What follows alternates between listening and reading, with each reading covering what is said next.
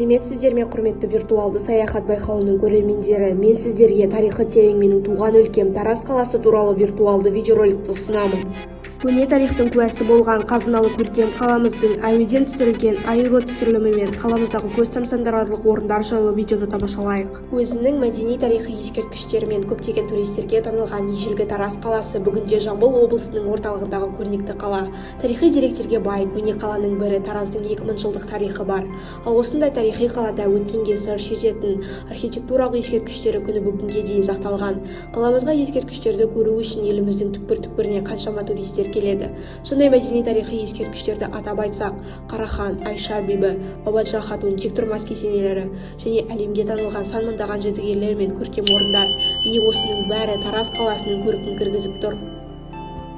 Көне шаһардың кесенелеріне бүгінде бәрі дерлік қызығады. Сондай ел қызығатын көрнекті кесененің бірі тектұрмас күмбезі. Тектұрмас қаламыздағы сәулет өнерінің әсем ескерткіші. Тектұрмас жайлы түрлі тың ақпараттар мен аңыз-әңгімелер көп. Bir аңызға сүйенсек, тектұрмас кезінде елге қамқор бола білген жаужүрек батыр болған. Осы кесене де сол батырдың құрметіне салынған деседі.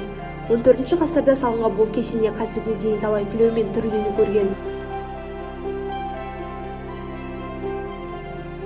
Тараз қаласының 80 жылдық мерейтойына орай осы тектұрмас этно-тарихи кешені ашылған болатын. Теңдесі жоқ бұл кешен Тараз қаласының тарихын толығымен бейнелейді. Ал кешеннің ашылу мақсаты халқымыздың рухани жан дүниесін байытып, туризм бағытын дамыту болған.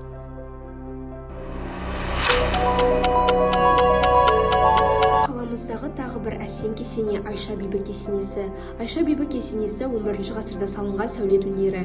Қиратып сал, жайрат, өрте, қолдан келсе бабалдасты боғызда, бірақ тарих кете бермек ауыздардан ауызға.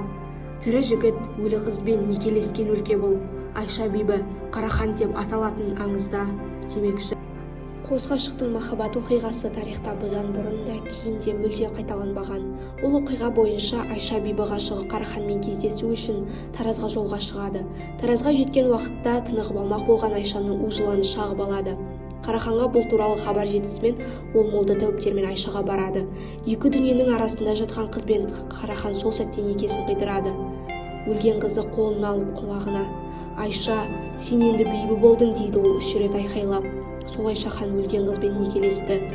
Осы бойда хан сүйген жарын жерлеп, басына күмбез орнатқан. Тараз қаласының 80 жылдығына орай көне Тараздың бір бөлігі саналған алып кешен Арбат ашылды. Бұл кешенде Арбат 2 деп аталатын жаяу жүргіншілер алаңы тұрғындар үшін тынығуға, қыдыруға таптырмас орын болды. Бұл орын қала тұрғындары мен қонақтары үшін тамаша тарту. Арбат көне Тараз этномәдени кешені қаламыздың сәнін арттыра түсті.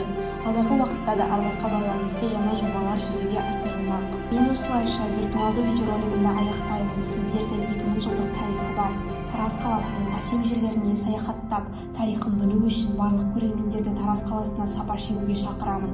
Алдағы уақытта да мен Тараз қаласының туризмі дамыған, кешенерге бай жаңарған қала ретінде елестетемін.